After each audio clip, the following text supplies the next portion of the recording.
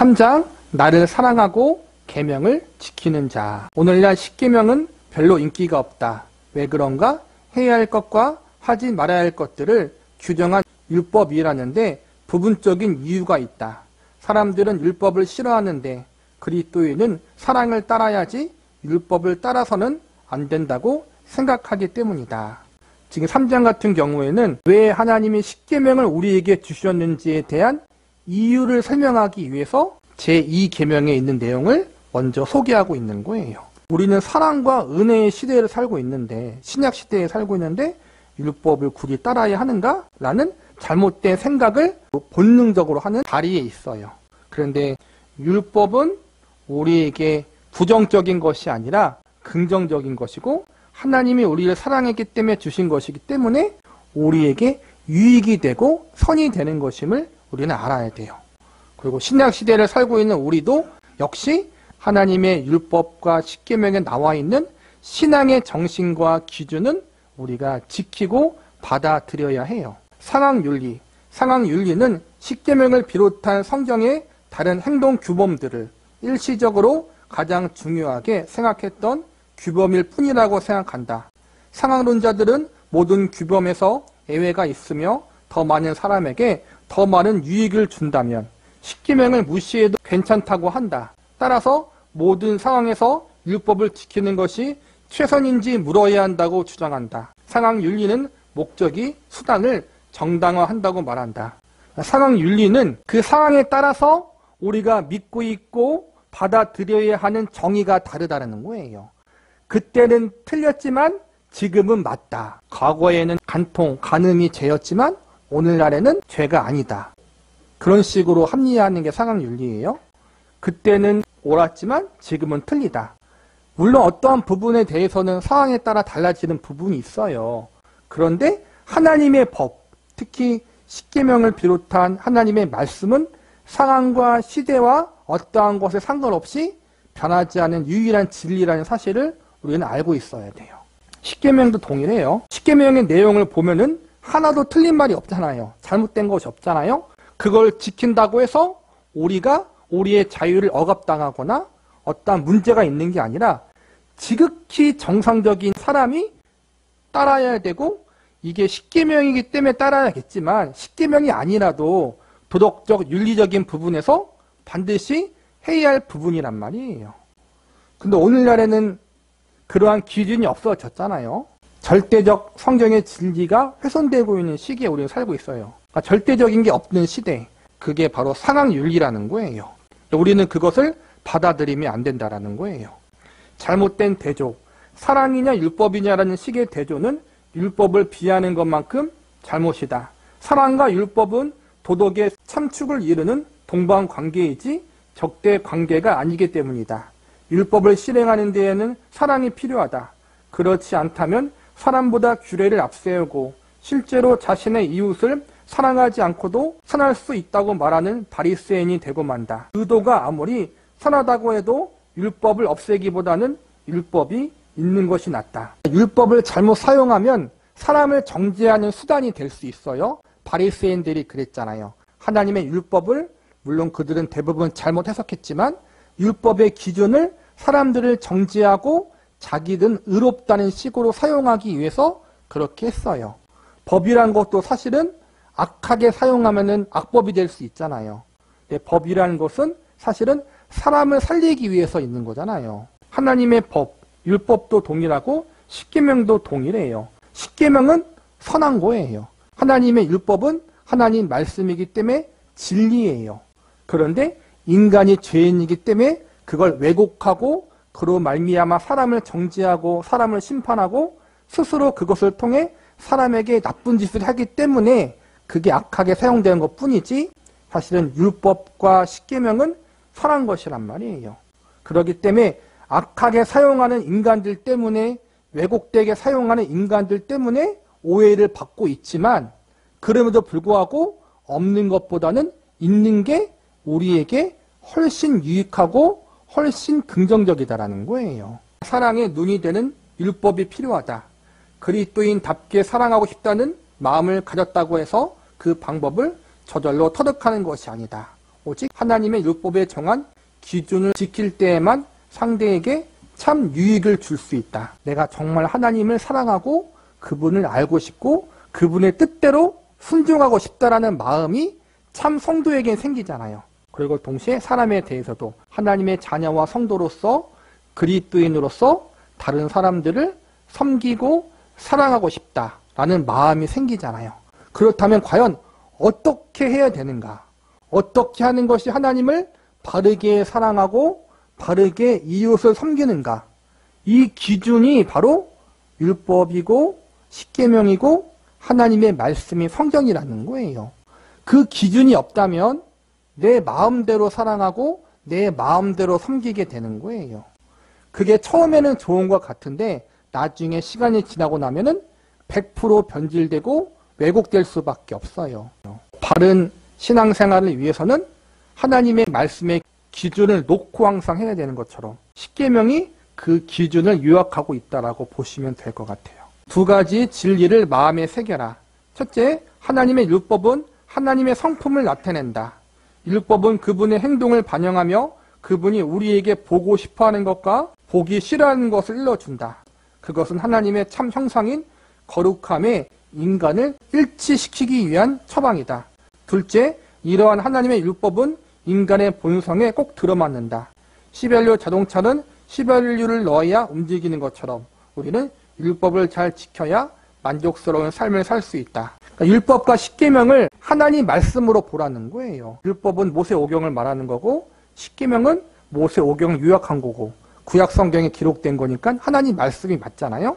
이것은 하나님이 어떠한 분이신지 그분의 성품을 우리에게 알려주고 있고 하나님이 무엇을 기뻐하고 무엇을 싫어하는지를 우리에게 알려주고 있다는 거예요.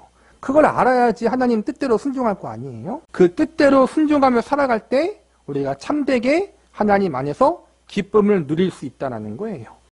상황 윤리는 속된 마음이다. 방종으로 들어가는 문일 뿐만 아니라 그리스도인의 도덕성을 퇴폐적인 현대 세속주의의 방관적 태도로 몰아가기 때문이다.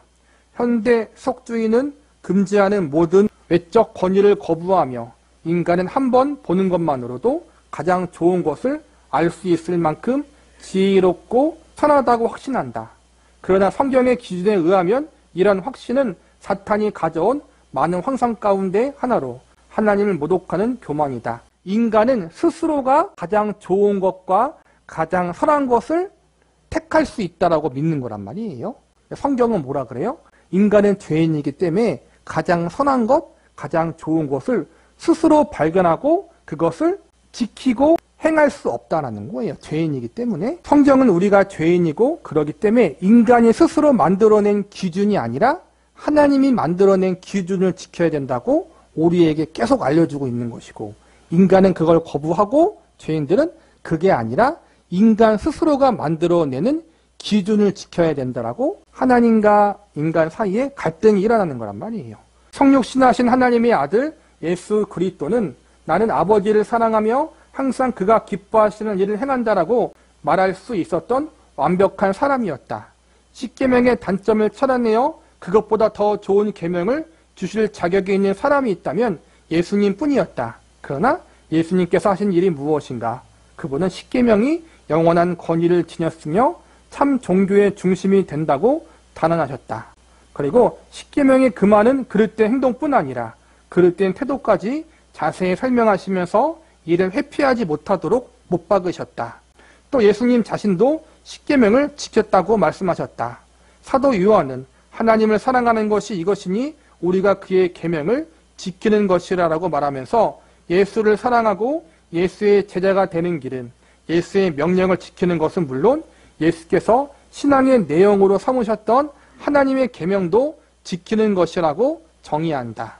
십계명을 지키는 것은 성부 하나님과 성자 하나님을 사랑하는 유일하고 참된 길이다. 이웃을 사랑하는 유일하고 참된 길 역시 십계명을 지키는 것이다. 바울은 남을 사랑하는 자는 율법을 다 이루었다라고 말하면서 이웃에 대한 사랑은 간음, 살인, 도둑질, 질투 등 세부적인 금지 조항을 전부 실천하는 것이라고 직접 설명했다. 그는 이웃에 대한 사랑을 위해 그 금지 조항을 폐기해야 한다고 말하지 않는다. 팝송 가사처럼 이웃 여인이 우리 같이 자유라고 하거나 함께 다른 죄를 짓자고 말할 때 단지 그 말에 동의하지 않은 데서 그치는 것이 아니라 유셉처럼 그 유혹을 뿌리치고 거절하는 이유를 분명히 알림으로써 이웃 사랑을 나타낸다. 십계명을 비롯해 하나님 말씀은 절대적인 도덕적 윤리적 기준이 되기도 하지만 그걸 지키는 사람이 그걸 지키는 이유를 분명히 알고 있다는 거예요. 이것은 하나님이 보실 때 죄이기 때문에 저는 하지 않습니다라는 것을 우리가 우리의 마음속에 우리의 입술로 고백할 수 있는 사람들이 되어야 한다는 거예요. 도덕적 방관은 결국 쉽게 죄를 짓게 한다.